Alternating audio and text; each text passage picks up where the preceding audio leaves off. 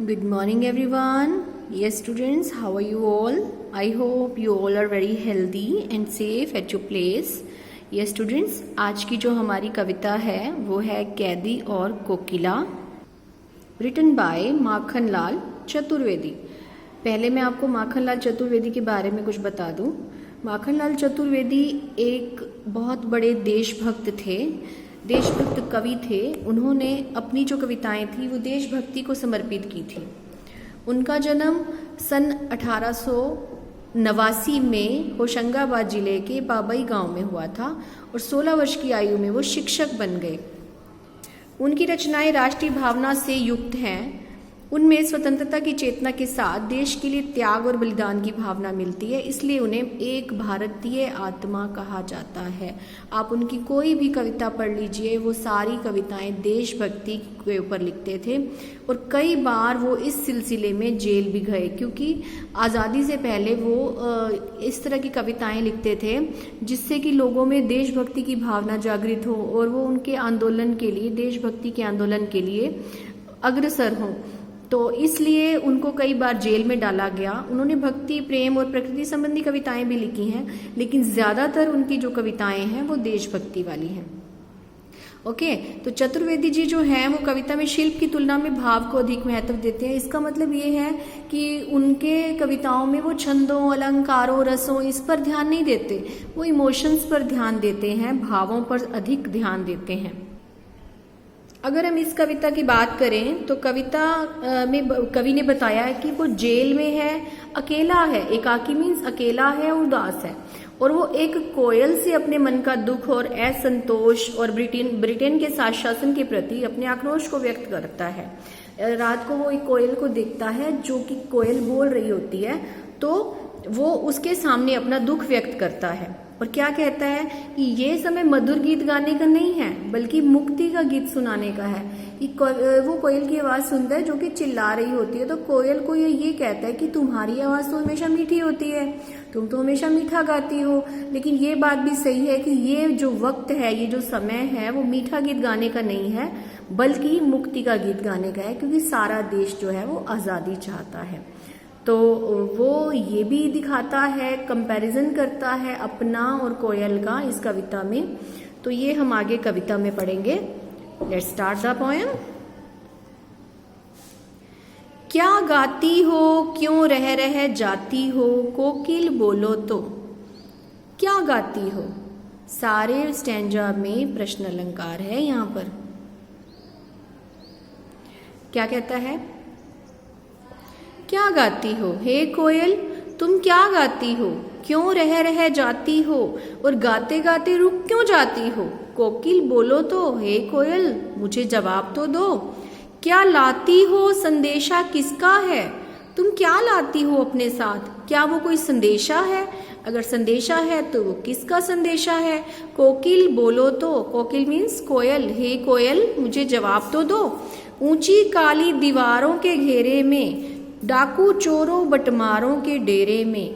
अब कवि जो रह रहा है वो जेल में रह रहा है, तो वहां पर जेल की दीवारें कैसी हैं? ऊंची ऊंची हैं और काली काली दीवारें हैं। तो कहता है इन ऊंची ऊंची काली दीवारों के घेरे में मैं रह रहा हूं, जहां पर मेरे साथ कौन है? डाकू, चोर, बटमार। बटमार होते हैं लुटेरे, और लुटेरे उनका डेरा लगा हुआ है, यहाँ पर उनकी भीड़ है, उनके बीच में मुझे रहना पड़ रहा है। जीने को देते नहीं पेट भर खाना, जितना खाना पेट भरने के लिए, जीने के लिए जरूरी है, उतना खाना भी हमें यहाँ नहीं मिलता।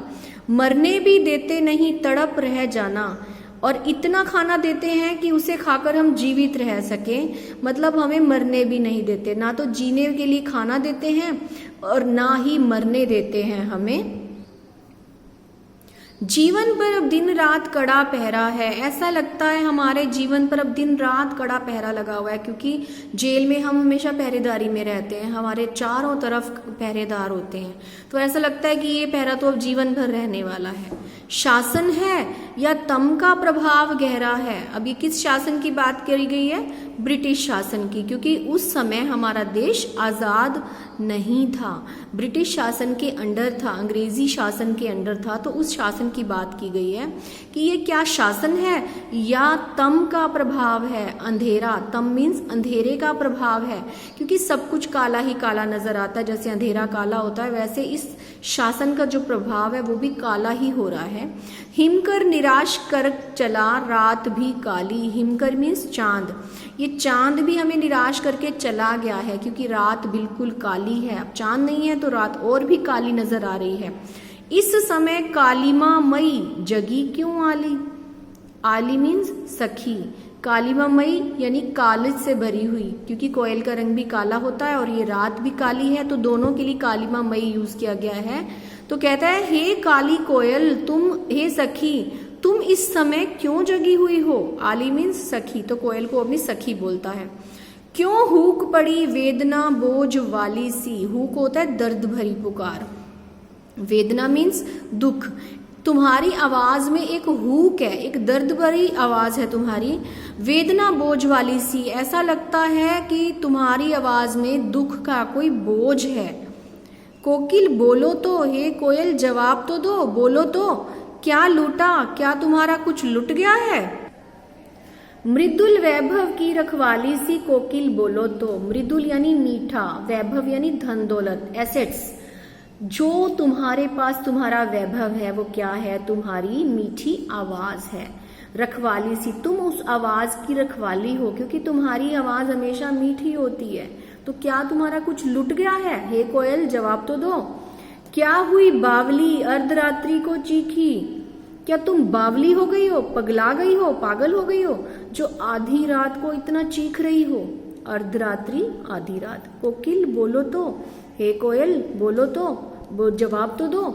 किस दावानल की ज्वालाएं हैं दिखी, दावानल होता है जंगल की आग, जब जंगल में आग लगती है ना तो वो आग इतनी जबरदस्त फैलती है कि वो चारों तरफ फैल जाती है और पूरे के पूरे जंगल को नष्ट कर देती है, क्योंकि जंगल में पेड़ होते हैं और पेड़ जो हैं वो एक दूसरे से जल्दी से आग पकड़ लेते हैं। तो वो कहता है क्या तुमने किसी दावानल की ज्वालाएं देखी हैं, जंगल की आग की ज्वालाएं देख रही हैं भड़कती हुई, जो आग देख ली है भड़कती हुई।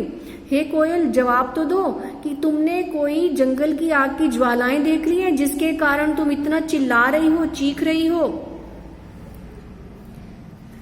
क्या देख ना सकती जंजीरों का गहना, हथकड़ियां क्यों, यह ब्रिटिश राज का गहना। क्या देख ना सकती जंजीरों का गहना,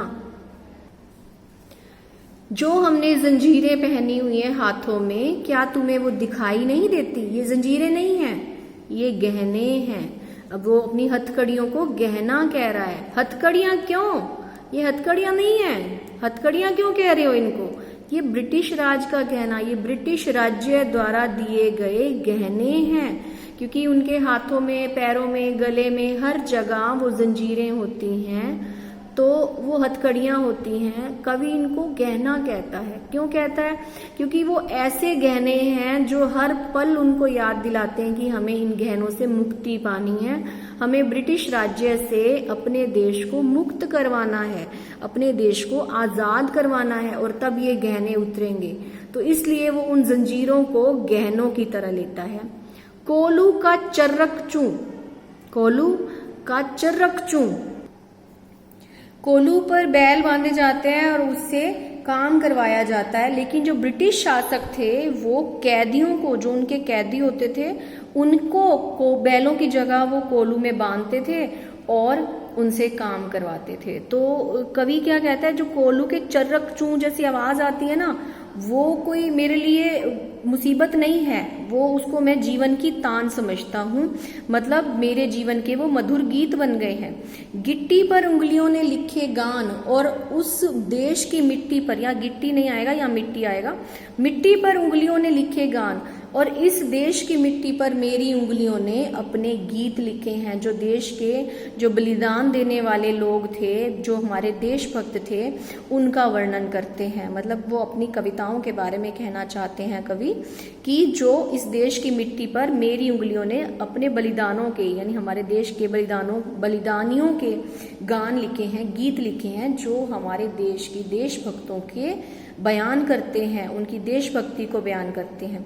हूँ मोट खींचता लगा पेट पर जुआ, अब पेट पर एक जुआ बांधा जाता था जिससे कि चरस खींची जाती थी, उनसे रहट खींची जाती थी। और मतलब ये उस समय के कार्य हैं जो कैदियों से जेलों में करवाए जाते थे। तो उनका वर्णन किया गया कि पेट पर में जुआ एक रस्सी सी मतलब बेल्ट सी बांधी जाती थी जिससे कि वो चरस खींचता था।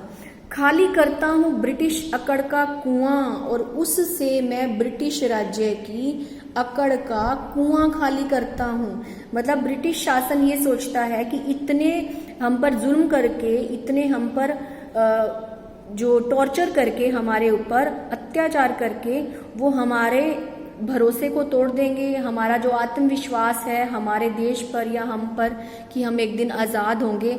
तो ब्रिटिश शासन ये सोचता है कि वो अत्याचार करके उसको तोड़ देगा। लेकिन मैं क्या करता हूँ, मैं ये सारे काम खुश होकर करता हूँ ताकि ब्रिटिश राज्य की अकड़ का कुआं जो है वो खाली हो सके। जैसे जैसे कुएं में से पानी निकलता है कुआं खाली होता जाता है, उसी तरह से ब्रिटिश राज्य की अकड़ का कुआं वो खाली कर रहा है। दिन में करुणा क्यों जगे रुलाने वाली। कवि कहता है कि हे कोयल, दिन में करुणा क्यों जगे, तुम्हारे दिन में भी करुणा का भाव नहीं जगे। रुलाने वाली, हे रुलाने वाली कोयल, मैं चाहता हूँ, मैं इतना रो लेता हूँ कि मैं दिन में भी तुम्हारे हृदय में करुणा का भाव नहीं जगाना चाहता। हे रुलाने वाली कोयल, इसलिए रात में गजब ढा रही आली। हे आली, हे सखी, तुम इसीलिए रात को इतना गजब ढा रही हो ताकि दिन में कोई करुणा का भाव ना जगा सके। लेकिन मैं भी यही चाहता हूँ कि मैं रात में ही इतना रो लूं कि किसी को दिन में मेरा रोदन या मेरा रोना दिखाई ना दे। और मुझे ऐसा लगता है कि तुम मेरी सखी हो और तुम्हारे मन में भी यही बात है कि तुम रात में ही इतना गजब ढा रही हो, इतना चिल्ला रही हो कि दिन में कोई भी तुम्हारा रोना ना सुन सके। ओके बेटा, that's all for today. Next stanzas हम नेक्स्ट वीडियो में करेंगे। Stay tuned. Thanks for watching. Have a nice day.